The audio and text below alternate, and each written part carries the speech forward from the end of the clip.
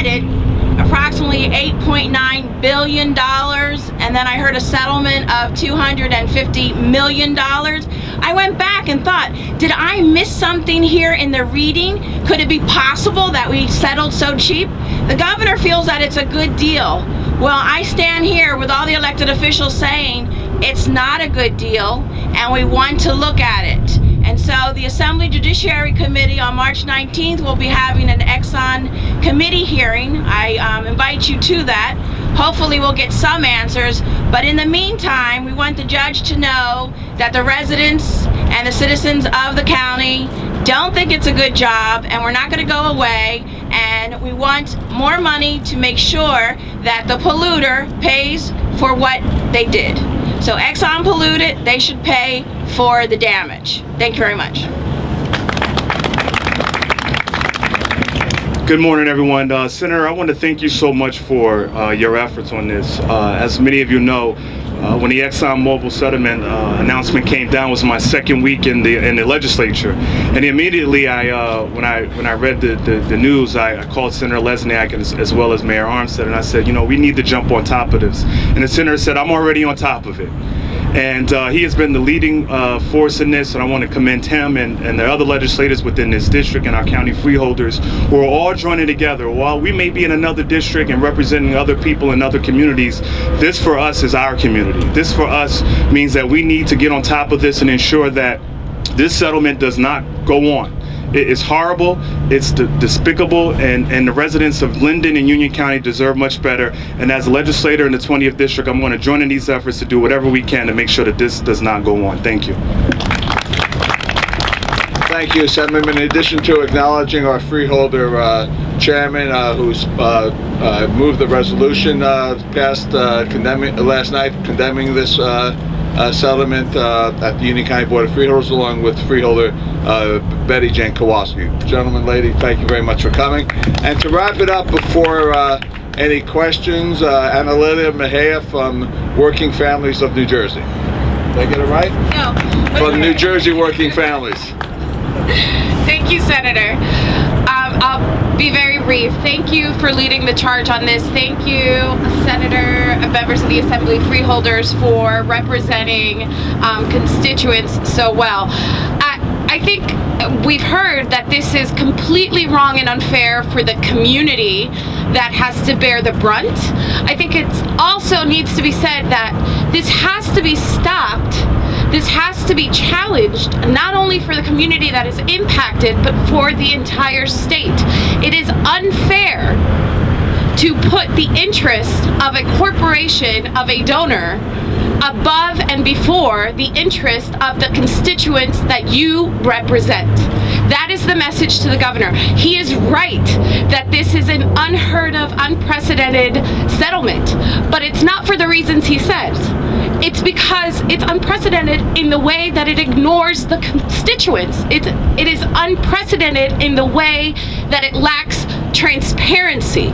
It is unprecedented in the way in which it slaps New Jersey residents in the face. And so I commend the residents and every single elected official who is going to stop this from happening. Thank you. All right, here we go. Thank you, Anna Lilia. Questions? Preguntas. Yes. Yes.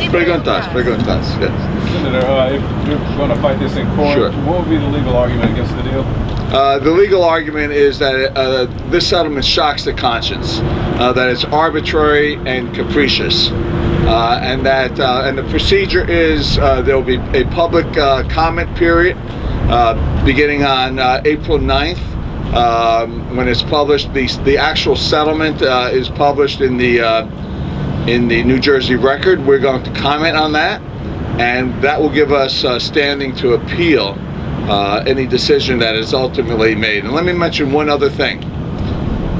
In addition to this settlement, the governor threw in absolving Exxon from any liability caused by 16 gas stations that they have throughout the state.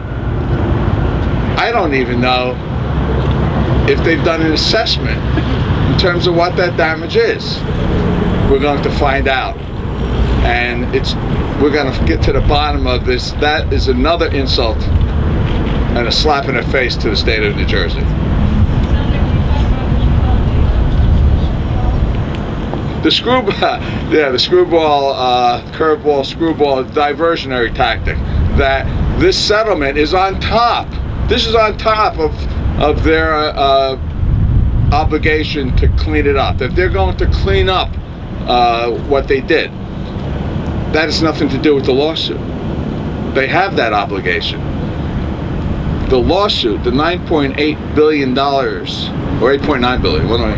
8.9. I'm a little dyslexic. I am actually. Okay. No, the $8.9 billion is for restoration of the damage, not just the cleanup. Restoration of the damage, and for payment for the loss of value of the wetlands, the marshlands, the habitat, the fishing, the enjoying the 1,700 plus acres that contamination caused. So when Christie says, and this is on top of them having to clean up, because that's going to cost a lot of money too, that was a curveball, because that had nothing to do with the damages that are due to the people of the state of New Jersey in this lawsuit. Senator, did you say that you have documents related to the case? Excuse me, I have and it's available on my website, the report that outlines in detail the $8.9 billion of damages. You can get it at RaymondLesniak.com, right? www.RaymondLesniak.com. That's that. I'm sorry? Were those in response to the open press? No. That was the actual damage report that was entered into evidence in court. I made 2 Oprah requests. The first one is due today. What are the chances of them giving me anything today?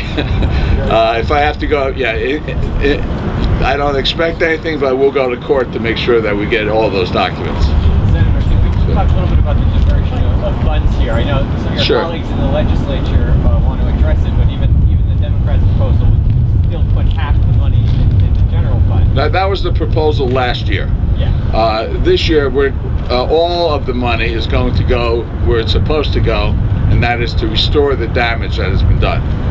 Is that new legislation? That will be in the new budget. Okay. And who's introducing that? Well, the governor already introduced it. Well, the governor's language would take. Correct. We're going to take that language out to make sure that every single dime is spent for environmental restoration, because that's what the residents of this neighborhood and other neighborhoods deserve and should get. Yes, sir. Sure. It's not usual. However, a judge, if the judge determines that this settlement is not based on the facts in the case and is arbitrary and capricious, it certainly can be overturned. And we will make that argument, and it's clear to me that we will win. Is that it? Does this park get used, and can you explain what the problems are here? Well, Mayor Armstead, freeholder. This park is used very frequently by the residents in the area, but it should be noted that the damage that the refinery has caused is not just in this area. If you go to the other side of the refinery on the with Southwood Avenue, there's a tremendous amount of damage along the waterway there, and unfortunately, you can actually smell it's a terrible smell from the waste that has been created there. Is it safe to play on Wait. Thank you, Mayor. And it does smell bad at times, but this settlement smells worse. I'm sorry, Brenda. Is it safe to play on this playground? I believe it's safe to play on these playgrounds. I've played here all my life as well. But the issue is not the safety of the playgrounds. The issue is the restoration of the damaged waterways in town. The issue is that, again, I'll say this, that my children and my grandchildren will never be able to enjoy the waterways in this community unless it's cleaned up and unless it's cleaned up properly. Mayor, can I just add something there? Sure, please. Just to the mayor's point, this community is one of several in the city of Linden, city of Elizabeth, and Bayonne where you think when you're driving, you know, people think of Linden at times and Elizabeth, they see the turnpike, they see oil tanks. Neighborhoods like this, the one we're at today, dot the oil refinery all around its perimeter. And as the mayor points out, it's not just about the property right behind us. You know, Linden's 11 square miles. Half of it is the Bayway refinery. Thank you. Thank you. Wouldn't it be nice to have this playing field restored to a place that could be even more inviting for children to play in? And we now have our Union County Assembly person from this district, Jerry Green.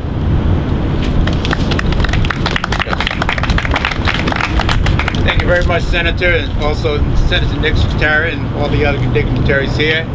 I have to represent Linden in the 22nd District. Born and raised in Roselle, very familiar with this whole area, and I'm so proud of the mayor stepping up with the senator.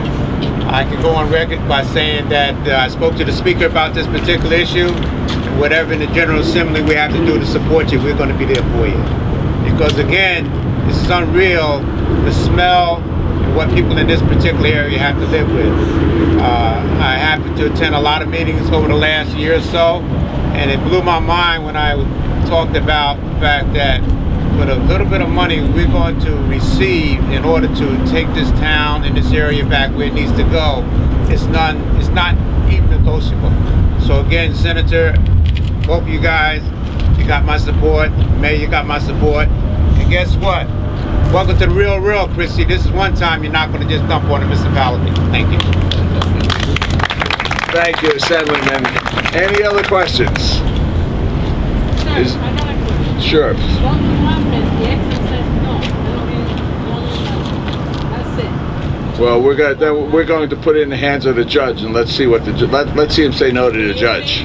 That we're going to win? I expect to win. I'm in this to win. Okay. Anyone else? Thank you, everyone. Have a great weekend. Be well. Yeah.